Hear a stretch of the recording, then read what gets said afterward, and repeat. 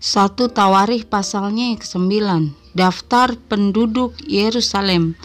Seluruh orang Israel telah terdaftar dalam silsilah. Mereka tertulis dalam kitab Raja-Raja Israel, sedang orang Yehuda telah diangkut ke dalam pembuangan ke Babel oleh karena perbuatan mereka yang tidak setia.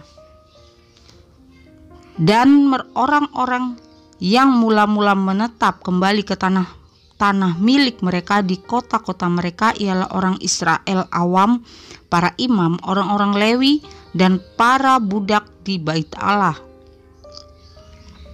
Di Yerusalem tinggal orang-orang dari Bani Yehuda, dari Bani Benyamin, dan dari Bani Efraim dan Manasye, Utai bin Amihud bin Omri bin Imri bin Bani, dari keturunan Peres bin Yehuda.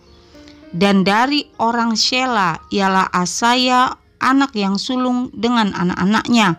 Dari keturunan Zerah ialah Yeuel dengan sanak saudaranya 690 orang.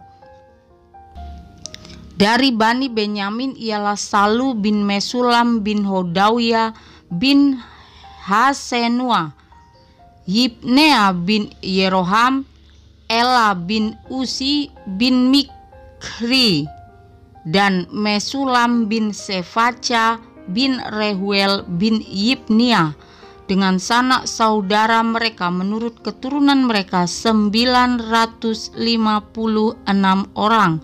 Semua orang itu adalah kepala puak. Dari para imam ialah Yedaya, Yoyarib, Yakin, Azaria bin Hilkia bin Mesulam bin Zadok bin Merayot bin Ahitub, pemuka rumah Allah. Lalu Adaya bin Yeroham bin Pasyur bin Malkia dan Masai bin Adiel bin Yahzera bin Mesulam bin Mesilemit bin Imer dengan sanak saudara mereka kepala-kepala puak 1760 orang, orang-orang tangkas untuk menyelenggarakan ibadah di rumah Allah.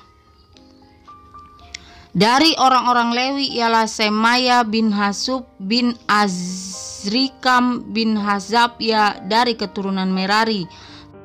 Lalu Bakbakar, Heresi, Galal dan Matanya bin Mika bin Zikri bin Asaf, serta Obadya bin Semaya bin Galal bin Yedutun dan Berekhia bin Asa bin Elkana yang diam di desa-desa orang Netofa. Penunggu-penunggu pintu gerbang ialah Salum, Akub, Talmon, dan Ahiman. Dengan sanak saudara mereka, Salum ialah kepala. Sampai sekarang mereka ada di pintu gerbang raja di sebelah timur.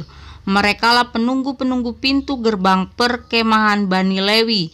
Salum bin Kore bin Ebyasaf bin Korah dan saudara-saudara sepuaknya, yakni orang-orang Korah, mempunyai tugas jabatan sebagai penjaga-penjaga ambang pintu kemah, seperti bapa-bapa mereka bertugas di perkemahan Tuhan sebagai penjaga-penjaga pintu masuk.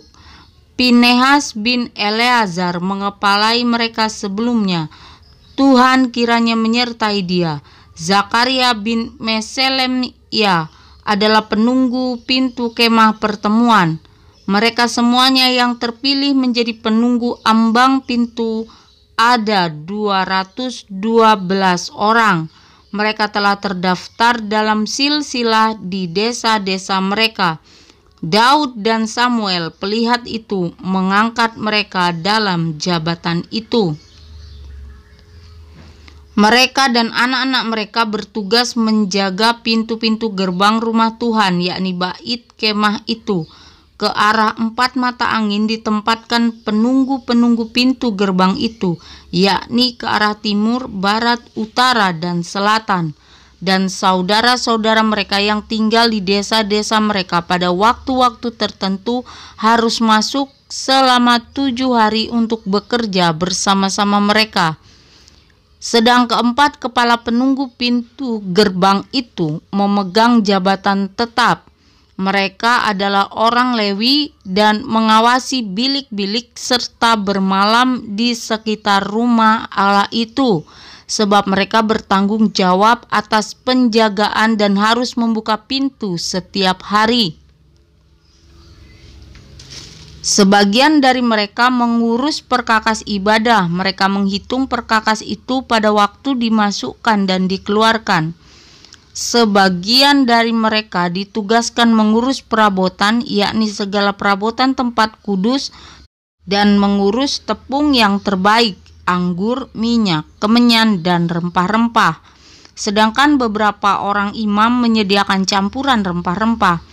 Matica, salah seorang Lewi, anak sulung Salum, orang Korah itu mendapat tugas tetap untuk mengolah roti, dan sebagian dari anak-anak orang Kehat, yakni dari sanak saudara mereka, mengurus roti sajian untuk disediakan setiap hari Sabat.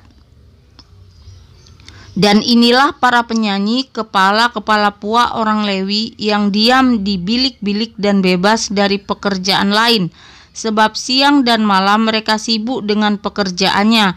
Itulah para kepala puak orang Lewi, para kepala menurut keturunan mereka. Mereka ini diam di Yerusalem. Silsilah Saul. Di Gibeon diam bapa Gibeon, yakni Yeiel, dan nama istrinya ialah Maka.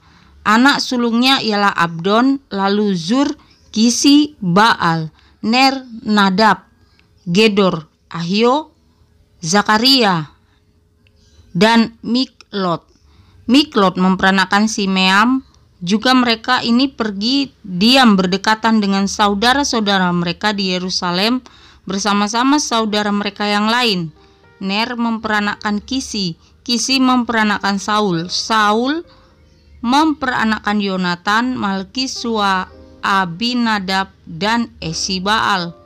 Anak Yonatan ialah Meribaal, dan Meribaal memperanakan Mika.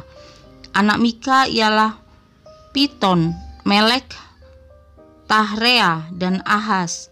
Ahaz memperanakan Yaera. Yaera memperanakan Alemet, Asmawet, dan Zimri.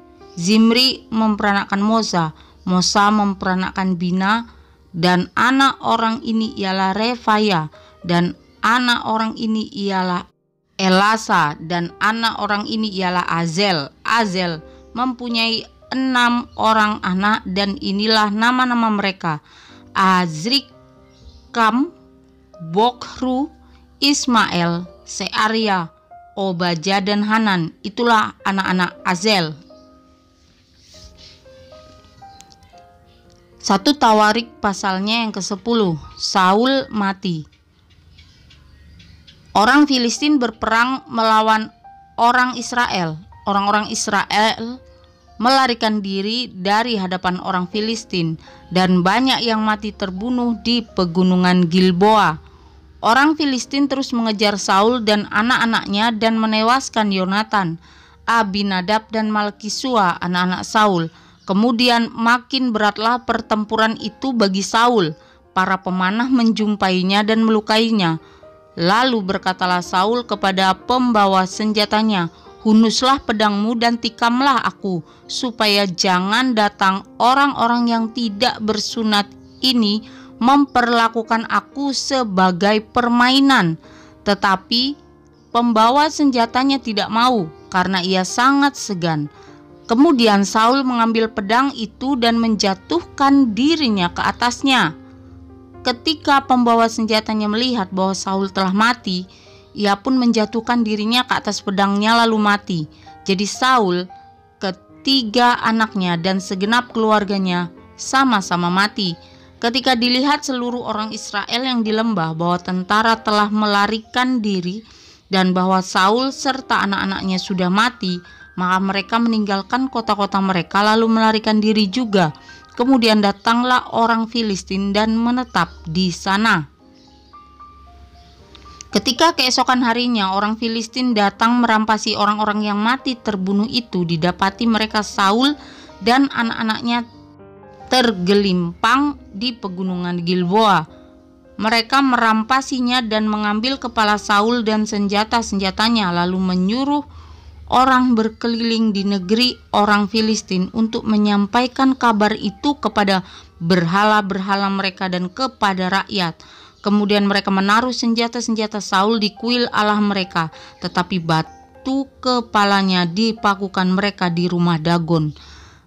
Ketika seluruh Yabesi Gilead mendengar tentang segala yang telah dilakukan orang Filistin terhadap Saul, maka bersiaplah segenap orang gagah perkasa, lalu pergi mengambil mayat Saul dan mayat anak-anaknya. Mereka membawanya ke Yabesi dan mengubur tulang-tulang mereka di bawah pohon besar di Yabesi. Sesudah itu berpuasalah mereka 7 hari lamanya.